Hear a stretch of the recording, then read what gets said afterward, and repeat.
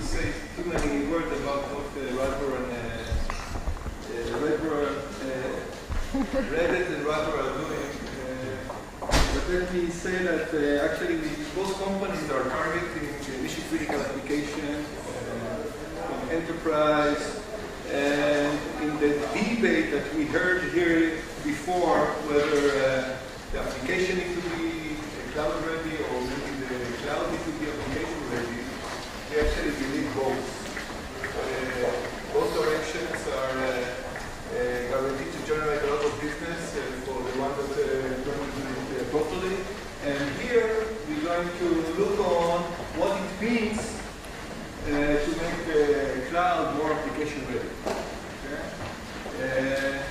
And it basically boils down to group scheduling. When we say application, typically it's more than one virtual machine. And we are looking on scheduling an entire application. It means several virtual machines that needs to work together as an ensemble.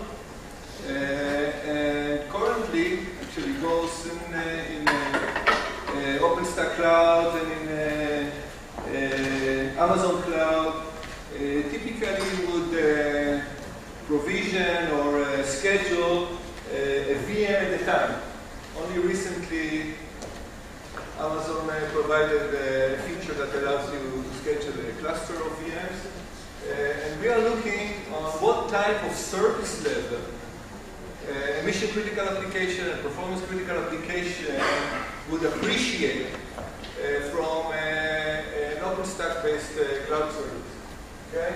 And let's start by an example. Okay? So that might be a very simple, fault-tolerant application. You have a load balancer, active standby, you have several web application servers, and you have two databases. It can be active or active standby. And this application is actually designed for fault tolerance. So it's even more than just high availability. It means that this type of architecture is it can tolerate a single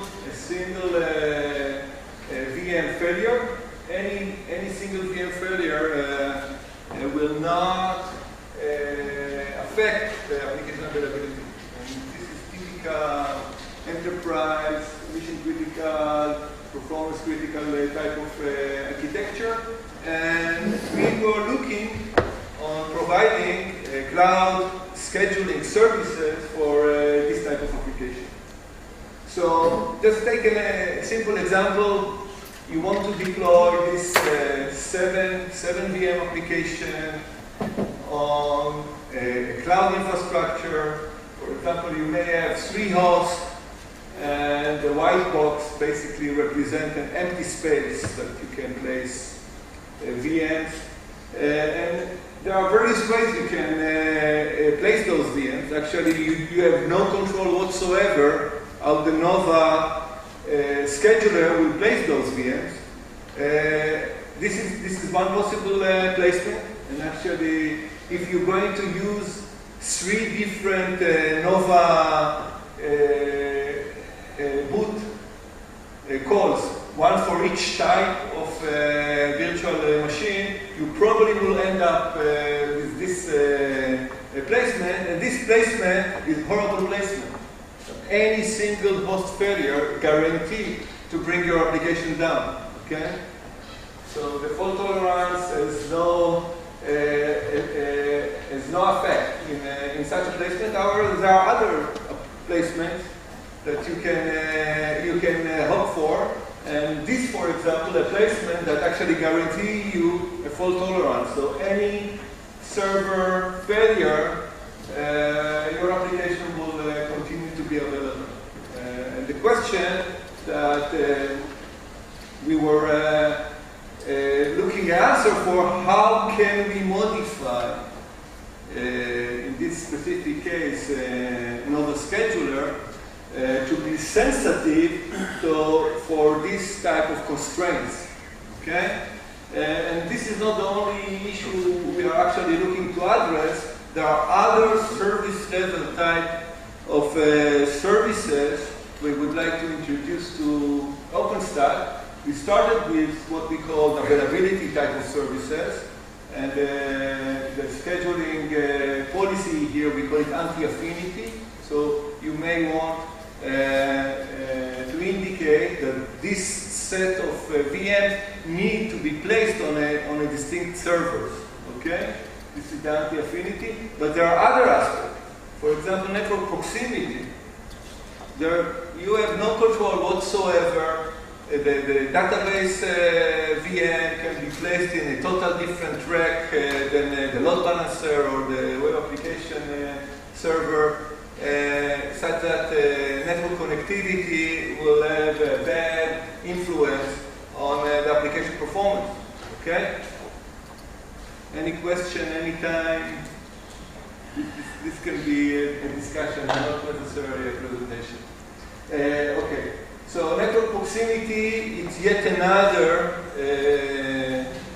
policy, and actually Amazon, HPC recent service does provide network proximity, but cannot really provide anti-affinity. They are providing network proximity by making sure most of your VMs actually reside in the same server. Okay, and the challenge here is actually provide anti-affinity for some of the VMs while still maintaining network proximity to most of them or all of them. Okay, so the combination is the challenge. But there are other aspects, for example, host capability. You may want to run the database server on a host that has a higher capacity in terms of memory or a faster local storage. Your OpenStack hardware may not be exactly the same type of servers. There might be different type of servers, and you may want to ask for a special capability.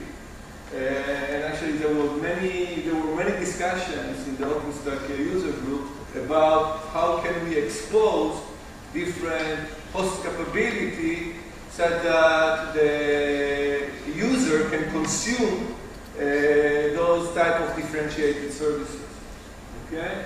So another aspect is the storage proximity. So actually the most active storage consumer in this specific example is the database. So you may want to place the database VM on a host that has a better connectivity to shared storage, if this is what you are using in the cloud service provider network. Another aspect, and this is also important aspect of service level, it's security, and specifically we're talking about resource isolation or resource exclusivity. So Quantum is all about resource isolation on the network side, and proper multi-tenancy of cloud network services.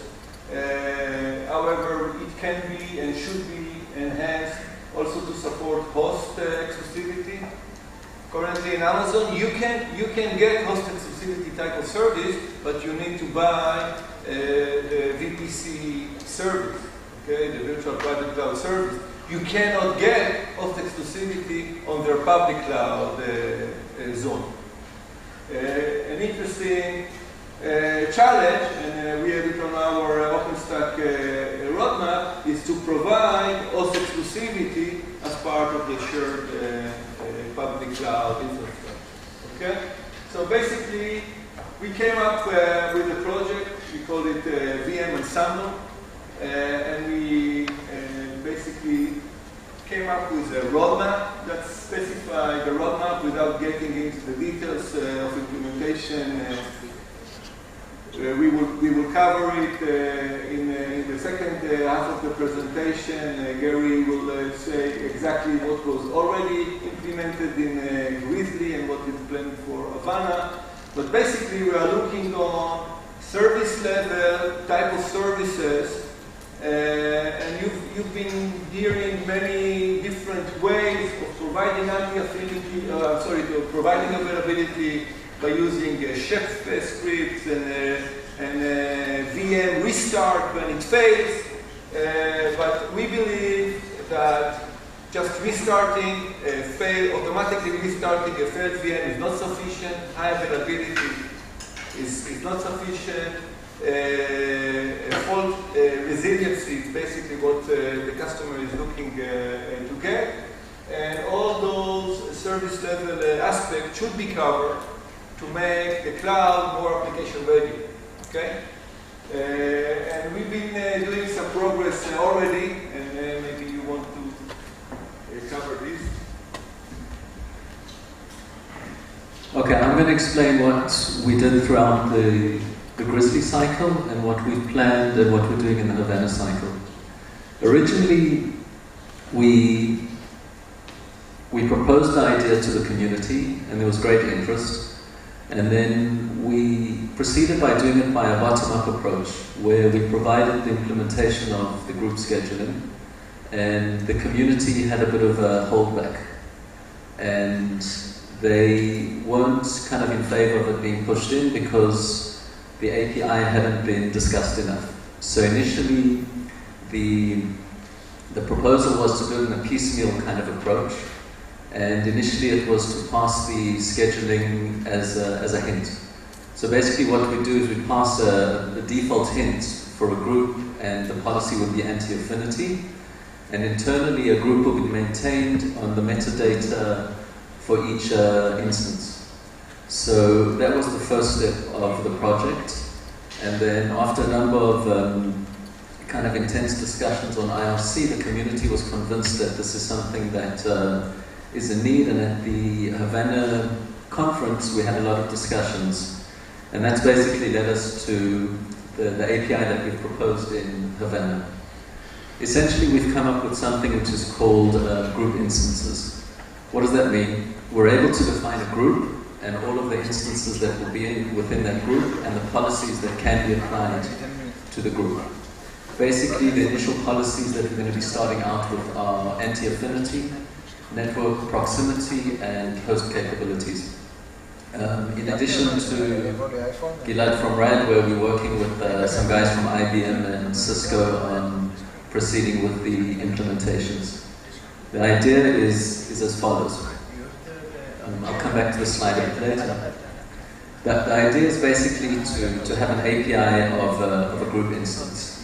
Essentially a group instance has the following attributes. There's a unique UUID, where all of the access to the group will be done via the UUID.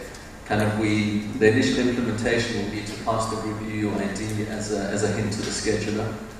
There will be a human readable name so that people can understand exactly what that specific UUID is. And there will be a list of policies for the group. For example, anti-affinity or network proximity, or a combination of both. In addition to that, we decided to have the ability to add metadata to the group instance, because as we've discovered in OpenStack, everybody wants to kind of add their own private data. So kind of ahead of time, we're planning to enable people to append whatever attributes they want to the group. And each group will maintain a list of the actual members that are in the group, so that the scheduling can take advantage of that and make decisions according to the members. What will the exact flow be? The initial proposal, I'm not really sure how many people here have actually done things with OpenStack, but the development process is to start small, and once you have people buy into your idea, then they can grow. So initially, there'll be a definition of a group. The group will be attached to policy, say for example, network proximity. And then basically, when somebody schedules an instance, they'll pass the UUID of the group to the scheduler. And the scheduler in turn will access the group and see which instances have been added to the group. And then according to the instance of the group, it will make its scheduling decision. So at the moment, where are we? We've implemented the database layer. And at the moment, we're implementing the conductor layer. in Nova, there's a notion that the idea is not to be able to access the database from all of the different services, just to get to access it from a number of specific services. Kind of that's for security and performance. So the conductor layer will be a proxy for the database interaction. So basically we're in the process of implementing the conductor layer. The database implementation's in review, and we're in the process of adding the API. So I'd like to go back to an example, which kind of, it's a pity that Alex from Rebello's not here, where he gave a presentation of having a private cloud over a number of public clouds. Say, for example, in the example that he gave, he was running a VM, and the ping time between the VM and the default gateway was 60 milliseconds.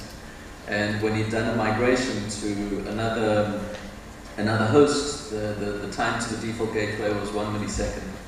So basically, in examples like that, they could make use of one of the features that we'd like to add for network proximity to decide which host is best to actually deploy that VM. What we've got here as an example, say, in the diagram that Gilad presented at the beginning, which is over here with the two load balancers and the number of web servers and the databases. If somebody's using a rack of blade servers, it would be ideal that that whole setup, sorry just for the mess, would be installed on blades that are in close proximity to one another, and still each blade could be isolated from the next if there'd be a failover. So essentially here, the group scheduling would take into account network proximity and anti-affinity. That means if one of the blades goes down, the application is still alive and running, and then somebody offline can bring that application back up. So essentially, basically what we have at the moment is we've got a pretty well-defined API where there's a consensus from the community. The reviews for the database are basically pending approval up until the API stage has been added in, because the guys in Nova are a bit conservative and they'd like the whole feature to be added in at once. The downside of that is that it may take a lot longer than we'd anticipated. We're aiming at the end of the Havana 2 cycle to get the feature in to enable us testing in the Havana 3 cycle. The implementation's going pretty well. Our next steps would be to do kind of instance and volume proximity. And the idea was also to make use of the network proximity for quantum, which at that stage, that feature is a bit blocked at the moment because I'm meant to be implementing it too. So basically that's what we have on VM ensembles. If anybody's got any questions or comments, it would be nice to have some.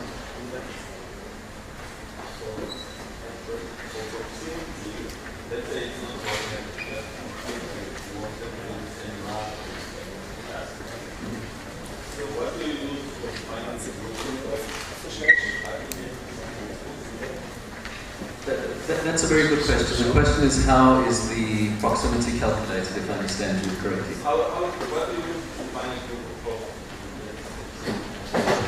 It depends on who's ever deploying the application.